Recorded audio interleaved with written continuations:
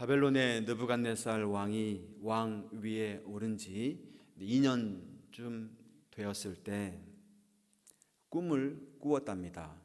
왕이. 이 꿈을 각별하게 생각했던지 잠에서 깨고도 마음이 평안하지 않았던 거예요. 잠을 자기도 어렵고 일상을 살지 못할 정도로 심히 괴로웠답니다. 자신의 왕위 혹은 자신의 나라와 연관된 꿈이라고 생각했기 때문에 더욱 편치 않았을 것입니다. 아직은 집권 초기 2년밖에 되지 않았고 권력이라는 게 참 겉보기에 탄탄해 보이기도 하지만 또 언제든지 뒤집어질 수 있는 거 아닌 건가요? 이 꿈으로 인한 번민, 성경의 다른 곳에서도 등장합니다. 예를 들면 창세기 요셉 이야기에 나오는 애굽의 바로, 애굽의 왕이 꾸었던 꿈, 그 꿈을 꾸고 번민했죠. 그것보다 조금 더 앞서서 감옥에 갇혀 있었던 애굽의 고위 관료들이 꿈을 꾸고 또 역시 번민, 근심하였습니다. 느부갓네살뿐만 아니라 이 사람들 모두가 다 꿈을 꾸었는데 이게 도대체 무슨 뜻인지, 뭘 의미하는지 몰라서 아주 괴로웠던 것입니다. 하나님께서 꿈을 통해서 하나님이 하실 일을 보여주셨는데 사람들이 그렇게 알려진 것을 보고도 이게 무슨 뜻인지 몰라서 괴로워한 것입니다. 여러분, 하나님께서 꿈을 주셨다는 것은 그 꿈이 드러나기를, 그 꿈이 무슨 뜻인지를 알기를 원하셨다는 거잖아요. 그냥 이해하지 못할 꿈을 주신 건 아닐 거예요. 하나님이 꿈을 주셨다는 말은, 이 말은 그러므로 그 꿈의 의미를 묻는 사람들, 그 꿈의 뜻을 찾는 사람들은 결국 깨닫게 된다는 것입니다. 왜냐하면 하나님이 그거를 알게 하시려고 꿈을 주셨으니까 말이죠. 이건 꿈에만 해당되는 것은 아닌 것 같습니다. 사실 우리의 삶에 오늘 예배당에 오면서도, 아니 어제 지난 한 주간에도 하나님은 다양한 방식으로 우리에게 사인을 보내십니다. 경고도 보내시죠. 근데 이걸 분별하지 못하는 경우가 우리가 많아요. 그 의미를 이해하지 못하면서 우리는 결국 번민하는 사람들이 되는 거죠. 자신의 꿈을 해석하지 못해서 괴로워하는 이 다니엘서 2장에 나타난 느부갓네살을 보면서 멀리 갈 것도 없이 바로 앞장 다니엘서 1장에서의 느부갓네살의 모습을 기억해 봅니다. 거기서는 어땠어요, 여러분? 완전 오만방자했죠. 세계 최강 권력을 갖고 있는 바벨론의 왕, 예루살렘 성전의 그릇들을 약탈하면서 자신의 신전 보물 창고에 갖다 두었던 그의 오만방자함을 우리는 기억합니다.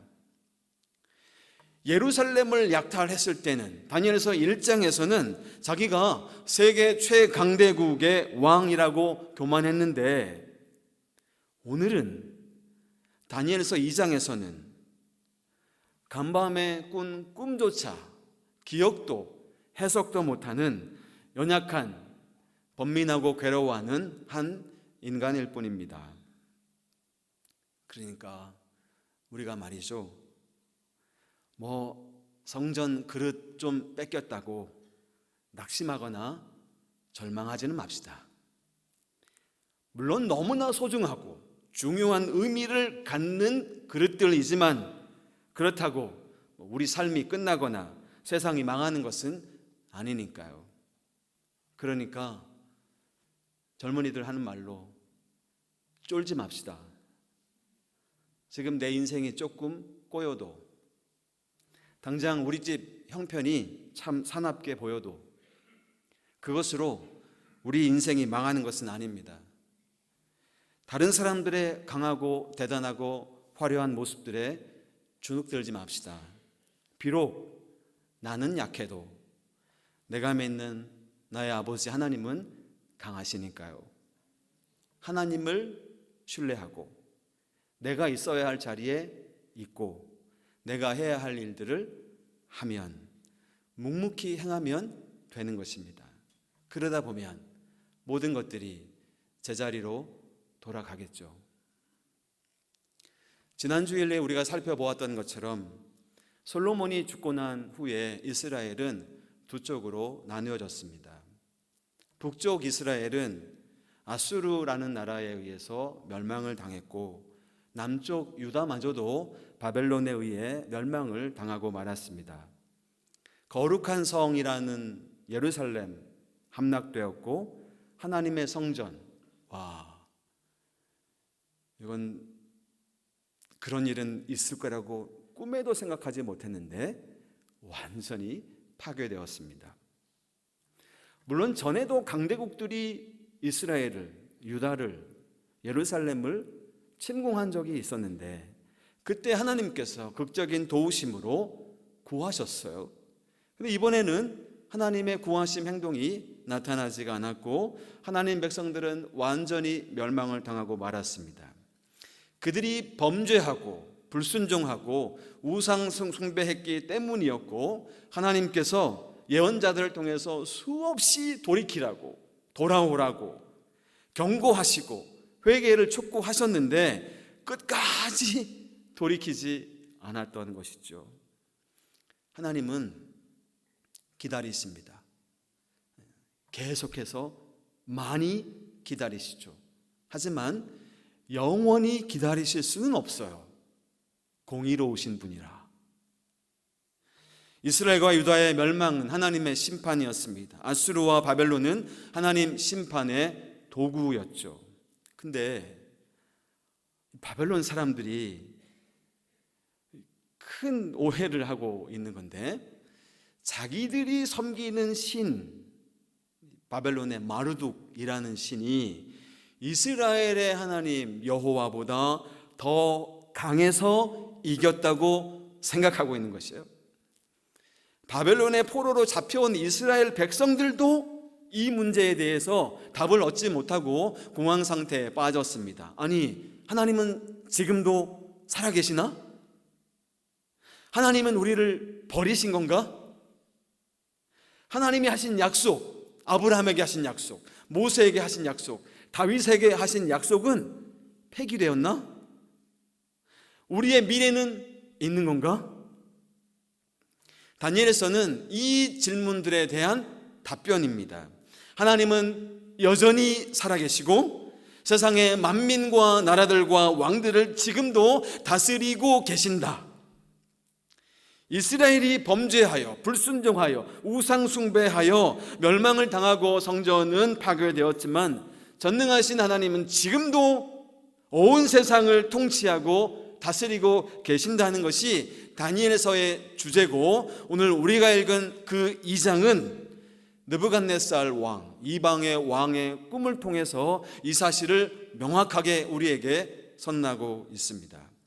좌우간, 느부갓네살 왕은 충격에 빠졌어요.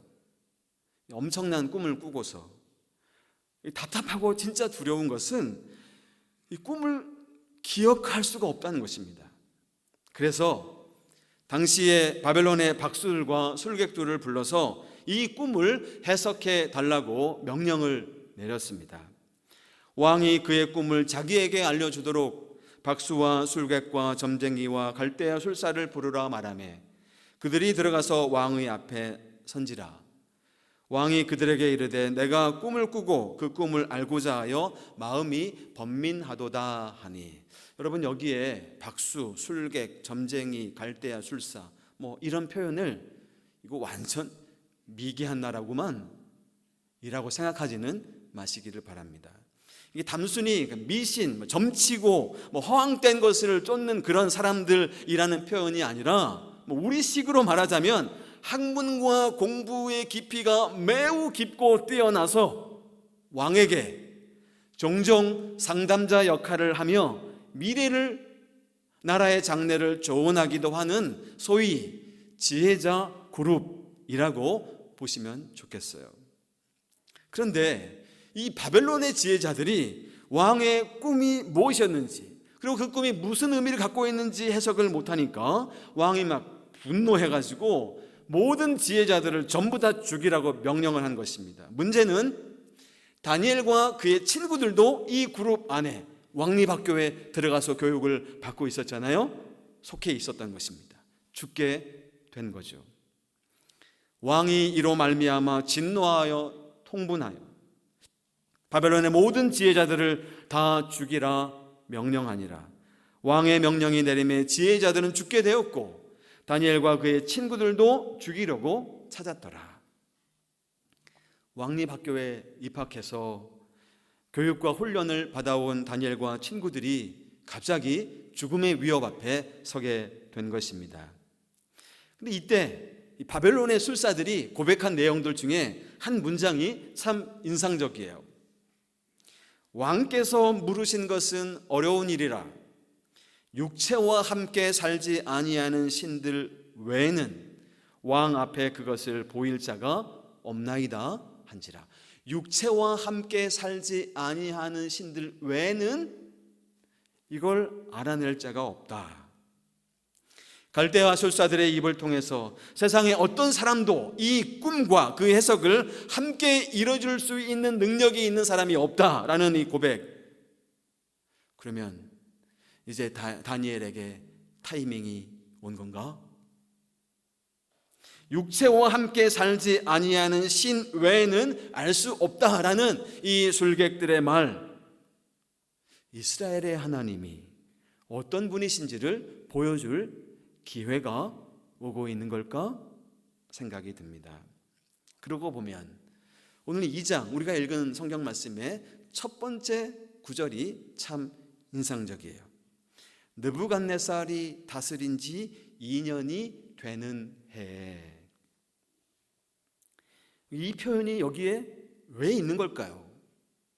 느부갓네살이 다스린 지 2년이 되는 해. 이 표현에 대해서 여러 가지 이야기들이 있는데 저는 우리가 갖고 있는 성경책만 보겠습니다. 다니엘이 왕립학교에 들어갔는데요, 그 학교에는 수업 연한이 있었습니다. 3년이었죠. 근데 이 3년이라는 수업 연한을 모두 수료하지 않은 상태라는 말이잖아요. 자, 그랬는데도 불구하고 갈대아의 어떤 술사도 하지 못하는 일을 해내게 된다는 점을 우리에게 강조하려고 하는 것입니다. 글쎄요, 우리들에게도 이런 타이밍이 올 수 있습니다. 우리는 그 때가 언제인지 알지 못해요. 언제 하나님께서 저와 여러분들을 사용하게 되실지 몰라요. 우리는 그저 그날이 올 것을 믿고 한 사람도 예외 없이 우리 모두에게는 하나님께서 우리들을 사용하셔서 하나님이 어떤 분이신지를 보여주실 그 타이밍이 있다는 것을 믿고 지금 우리가 해야 할 일들을, 할 수 있는 일들을 묵묵히 행할 뿐입니다. 다니엘의 순종과 공부와 결심이 느부갓네살 2년이라고 하는 이 역사에 그를 세운 것이죠. 다니엘은 그저 왕립학교의 한 구석에서 신실하게 공부하며 살아가고 있었는데 하나님은 준비하고 있었던 것입니다. 하나님은 그를 사용하셔서 하나님이 어떤 분이신지를 보여주실 그 상황을 차근차근 준비하고 계셨던 거예요. 자, 그러니까 다니엘에게 찾아온 이 고통, 환난, 이 죽음의 위협, 위기는 단순한 위기가 아니라 오히려 기회가 될 수도 있겠습니다. 그렇습니다, 여러분. 하나님 백성들이 갖는 고난은 그저 단순히 고난이 아니에요. 고난은 도리어 하나님을 드러내는 기회가 되는 것입니다. 부끄러운 게 아니죠. 고난은 수치스러운 것은 더더욱 아닙니다. 고난은 성도를 빛나게 하고 하나님을 영화롭게 하는 통로가 돼요. 자, 그러니까 우리들은 어떤 상황에서도 불안해하거나 절망하지 말며 그 자리에서 할 수 있는 일을 하고 해야 할 일을 해야 하는 것입니다. 느부갓네살 2년, 예기치 않게 하나님께서 그의 백성들을 부르시고 사용하시는 역사가 저와 여러분들에게도 일어날 것을 믿습니다. 지금 우리에게 닥치고 있는 말도 안 되는 상황들이 있어요. 아마도 그것은 하나님과 그의 백성을 드러내고 세우시려는 기회일 수 있겠습니다. 우리 시대의 말도 안 되는 상황들, 앞이 보이지 않는 이 현실은 하나님이 어떤 분이신지, 그의 백성들이 어떻게 살아가야 하는지를 보여주는 기회가 될 것입니다. 하나님의 능력을 믿고 우리가 해야 할 일을 하면 되는 것입니다. 분노한 느부갓네살은 바벨론의 모든 지혜자들을 전부 다 죽이라고 명령했고 다니엘과 친구들도 죽게 되었습니다. 어떻게 이 위기 상황을 대처할까요? 이렇게 극단적인 상황은 아니지만 저와 여러분들에게 찾아오는 위기 상황을 어떻게 우리는 대응해야 할까요? 다니엘이 들어가서 왕께 구하기를 시간을 주시면 왕에게 그 해석을 알려드리리다 하니라. 매우 침착하게 행동하고 있습니다. 왕의 허락을 받은 다니엘은 집으로 돌아가 친구들에게 이 사실을 알리고 합심해서 함께 기도하자고 요청합니다. 과연 다니엘은 왕의 꿈을 알아내고 무슨 뜻인지 알아내게 될까요? 이에 다니엘이 자기 집으로 돌아가서 그 친구 하나냐와 미사얄과 아사랴에게 그 일을 알리고 하늘에 계신 하나님이 이 은밀한 일에 대하여 불쌍히 여기사 다니엘과 친구들이 바벨론의 다른 지혜자들과 함께 죽임을 당하지 않게 하시기를 그들로 하여금 구하게 하니라. 이에 이 은밀한 것이 밤에 환상으로 다니엘에게 나타나 보임에 다니엘이 하늘에 계신 하나님을 찬송하니라. 다니엘과 그 친구는 같은 기도 제목을 두고 합심하여서 함께 기도했습니다. 고통이 기도를 만나는 순간이었죠. 중보기도의 능력입니다. 믿음으로 용기 있게 나서고 온 힘을 다해 함께 기도한 것입니다. 개인적이지 않고 공동체적이었습니다. 서로의 용기 있는 행동을 보고 서로를 위해 즉각적으로 기도한 우리는 공동체일 것입니다. 그렇게 사랑하며 고통을 이겨나가기를 바랍니다. 그리고 그 기도의 결과 하나님께서 환상을 통해 비밀을 알게 하셨죠. 고통이 기도를 만났을 때 얼마나 놀라운 일입니까, 여러분? 여러분, 다니엘과 다른 바벨론의 지혜자들 사이에 차이가 있어요. 그 차이를 구분짓는 것은 고통과 기도였습니다. 바벨론 포로라는 고통과 신앙에서 비롯된 절박한 기도, 하나님을 만나게 되는 통로였습니다. 자, 그러면 기도는 우리를 하나님을 만나게 해주는 소중한 기회라. 그래서 절실한 기도를 바치게 하는 고통은 그건 결코 불행이 아니라는 결론에 다시금 우리가 도달하게 됩니다.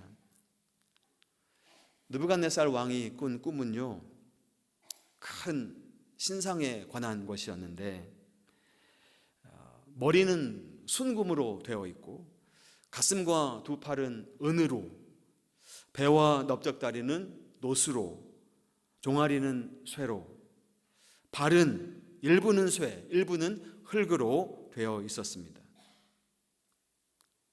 이렇게 엄청나게 큰 신상인데도 불구하고 손대지 아니한 돌이 갑자기 떠오르더니 그 신상을 쳐서 산산이 부수어 버렸다는 것입니다.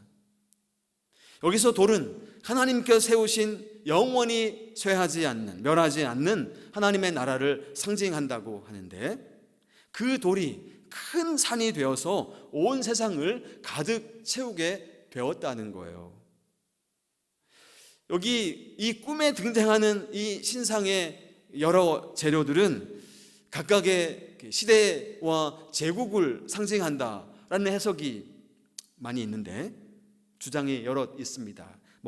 바벨론, 메데, 페르시아, 헬라, 혹은 바벨론, 페르시아, 헬라, 로마, 여러 가지 해석이 있는데, 그러나 이것이 각각의 특별한 제국과 시대를 의미한다기보다는 인간이 세운 나라들이 어떤 변천 과정을 거쳐 하나의 신상을 담아내고 있는지 우리에게 보여주는 그림으로만 보면 좋겠어요. 아무리 강하고 대단한 나라들, 제국이라 할지라도 반드시 사라지고 부서지고 뒤바뀐다는 것입니다. 어떤 권세라도, 인간적인 권세는 영원하지 않다는 메시지인 것입니다. 세상의 왕국은 반드시 산산이 부셔지고 영원한 하나님의 나라가 서게 된다는 것, 그러므로 낙심하거나 절망하거나 이러지 말고 끝까지 견디자라는 것. 그렇게 다니엘이 왕 앞에 나아가 꿈을 말하고 해석하자 이번에는 느부갓네살 왕이 자신의 입으로 하나님을 높이며 찬송합니다. 왕이 대답하여 다니엘에게 이르되 너희 하나님은 참으로 모든 신들의 신이시요 모든 왕의 주제시로다. 내가 능히 이 은밀한 것을 나타내었으니 내 하나님은 또 은밀한 것을 나타내시는 이시로다. 우리는 다니엘서 2장에서 대조적인 두 사람을 만나게 됩니다. 한 사람은 세계 최강 제국의 통치자, 다른 한 사람은 그의 지배 아래 놓인 포로민 청년. 세계를 폭력으로 정복한 느부갓네살은 그 밤 극한 형벌을 받았습니다. 반면에 나라를 빼앗기고 포로로 잡혀온 청년 다니엘은 그 밤에 하늘의 계시와 환상을 보게 되었죠. 여러분, 느부갓네살은 2025년에도 수두룩합니다. 이 세상에 오래된 성경 이야기에만 등장하는 사람이 아니라 정복하고 소유하고 지배함으로써 힘을 누리려는 사람들의 전형이죠. 세계 최고가 되어서 다른 사람들을 정복하고 다스려서 자기 영혼의 자유를 누리려고 하는 사람들의 전형이죠. 능력은 성공의 소유의 많음에 있다고 믿어서 자신의 창고를 계속 확장하고 거기에 자기가 쓸 물건을 가득 쌓아놓고 자기 영혼에게 이제는 되었어, 이제는 평안해 라고 달래는 어리석은 부자의 전형이죠. 약한 사람들을 정복하고 지배하고 그 사람들로부터 경배를 받으며 사는 것, 다른 사람을 종처럼 부리면서 사는 것, 이게 소위 2025년의 느부갓네살이죠. 소유지향의 인간들이 추구하는 2025년의 인생의 성공이고 출세일지 모르겠습니다. 그러나 보세요.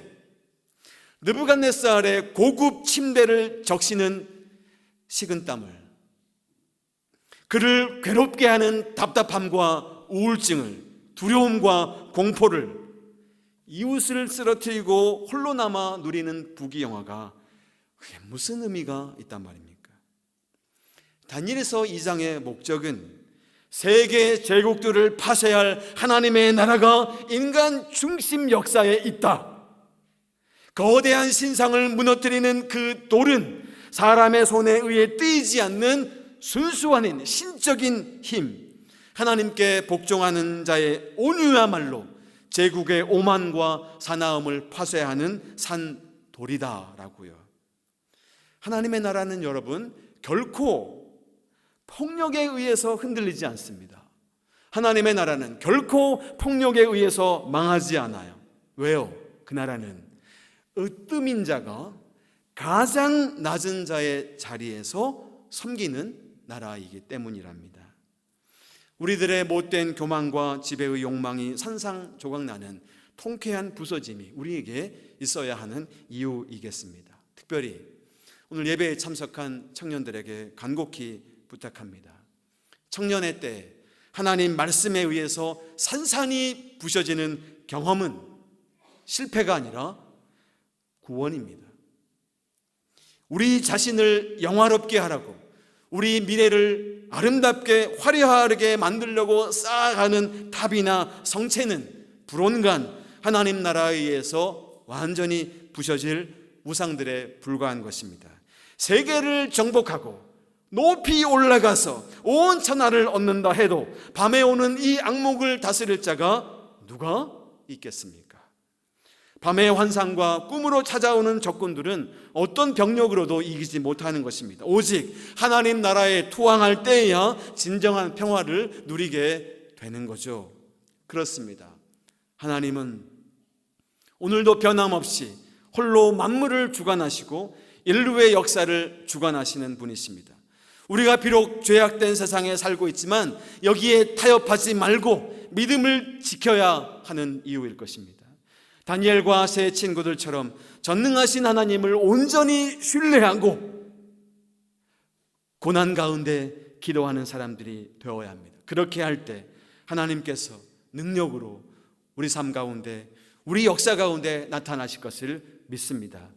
세상 사람들이 우리들의 모습을 보고 하나님 과연 살아계시고 여전히 세상을 통치하고 계신다는 그런 인정을 우리를 통해 하나님의 영광 돌려지기를 소망합니다. 그렇게 고통 가운데, 고난 가운데 우리와 함께 하시는 주님을 만나는 저와 여러분들의 삶이 되기를 축원합니다. 기도하겠습니다. 살아계신 주님, 여전히 고난 가운데 있을 때 낙심하거나 두려워하지 않고 도리어 하나님이 어떤 분이신지 드러내는 기회가 되도록 우리의 삶을, 우리의 일상을 사용하여 주옵소서. 하나님께서 그렇게 우리와 함께 동행하여 주신 것을 믿으며 예수님의 이름으로 기도하옵나이다. 아멘. 그렇게 우리 모든 상황 가운데서 우리와 함께 하시는 주님을 바라보며 함께 노래하기를 원합니다. 모든 상황 속에서 주님을 찬양하겠습니다. 주님의 얼굴을 구할 때 주의 영을 부어주세요. 주님을 보게 하여 주세요 라는 찬양인데요, 다 같이 일어나셔서 함께 고백하는 마음으로 모든 상황 속에서 찬양하겠습니다.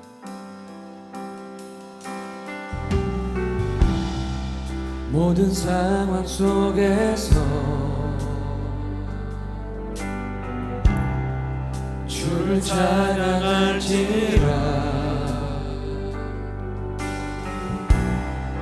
주는 너의 큰 상급,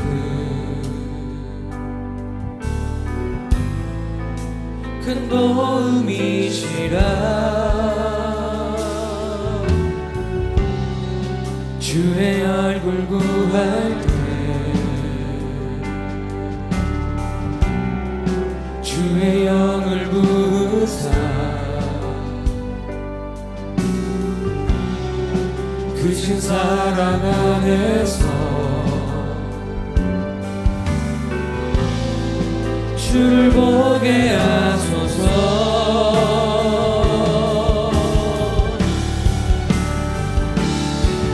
내 영혼이 방정되고 방정되어 싸우니 믿음에 눈들어 주를 바라봅니다. 되고 확정되어 싸우니 믿음에 눈들어 주를 바라봅니다. 모든 상황 속에서 주를 찬양할지라.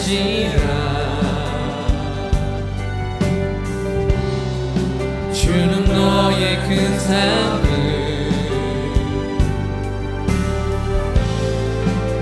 큰 도움이시라. 주의 얼굴 구할 때 주의 영을 부으사 크신 사랑 안에서 주를 보게 하소서.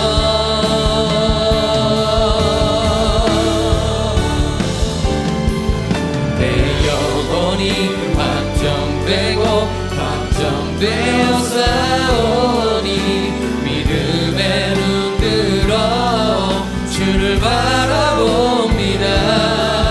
내 영혼이 확정되고 확정되어 싸우니 믿음의 눈 들어 주를 바라봅니다. 주를 찬양할 때 주의 나라 이미 임했네.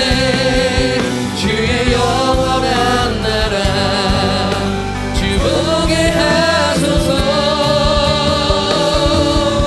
내 영혼이 확정되고 확정되어 싸우니 믿음의 눈 들어 주를 바라봅니다.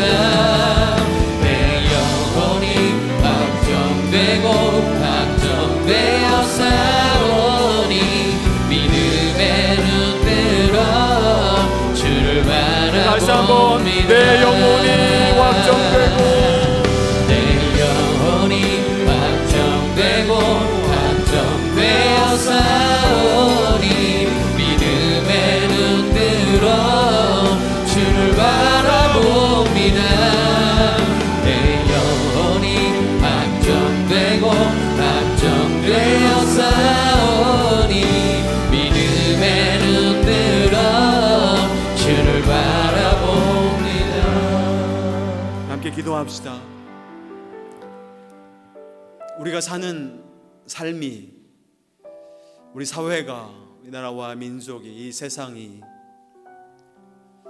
뭐가 잘 작동되지 않는 것 같고 뭐가 흐트러져 있는 것 같고 참으로 답답하게 보일지라도, 그러나 하나님께서 우리 인간 역사 삶의 중심에 계심을 우리는 믿습니다. 그 하나님께서 우리 개인의 삶에도, 우리 가정 안에도, 우리 공동체에도, 우리나라 대한민국에도, 이 세상에도 함께 계심을 믿습니다. 우리에게 어려움이 다가왔을 때 혹 이것이 하나님이 어떤 분이신지, 우리가 무엇을 해야 하는지 보여줄, 드러낼 기회가 될 거라 믿습니다. 그렇게 하나님 우리에게 찾아와 주시고 우리를 사용하여 주옵소서. 하나님 우리와 함께하여 주옵소서. 우리 함께 기도합시다. 주를 바라봅니다. 내 영혼이 확정되고 확정되어 싸우니 믿음의 눈 들어 주를 바라봅니다. 내 영혼이 확정되고 확정되어 싸우니 믿음의 눈 들어 주를 바라봅니다. 내 영혼이 확정되고 확정되어 싸우니 믿음의 눈 들어 주를 바라봅니다. 내 영혼이 확정되고 확정되어 싸우니 믿음의 눈 들어 주를 바라봅니다. 내 영혼이 확정되고 확정되어 싸우니 믿음의 눈 들어 주를 바라봅니다. 내 영혼이 확정되고 확정되어 싸우니 믿음의 눈 들어 주를 바라봅니다. 은혜로우신 주님, 혹 우리에게 어려움과 곤고함이 닥쳐왔을 때 우리가 두려워하거나 절망하지 않고 도리어 그때 하나님의 은혜와 능력이 드러나게 될 것을 믿게 하여 주옵소서. 하나님의 영광과 은혜가 위기를 통해 더욱 분명하게 드러날 것을 믿습니다. 우리 위에 아무리 강한 것들이 있고 세상에 아무리 대단한 것들이 많아 보여도 이 모든 것을 주관하시는 분은 하나님이신 것을 보게 하여 주옵소서. 어떤 처지에 있다 하더라도 하나님을 신뢰하고 믿음으로 우리가 해야 할 일을 할 수 있는 일들을 살게 하여 주옵소서. 그런 신앙의 고백, 감사의 마음을 담아 드리는 이 헌금이 하나님 나라를 위해 귀히 쓰임 받게 해주시고 사랑하는 우리 모든 교우들의 삶과 가정에 그리고 일터와 사업터에 하늘의 복을 가득히 부어 주옵소서. 하나님의 도우심을 간절히 바라며 함께 중보하는 우리의 기도를 들으시고 주여 우리에게 찾아와 주옵소서.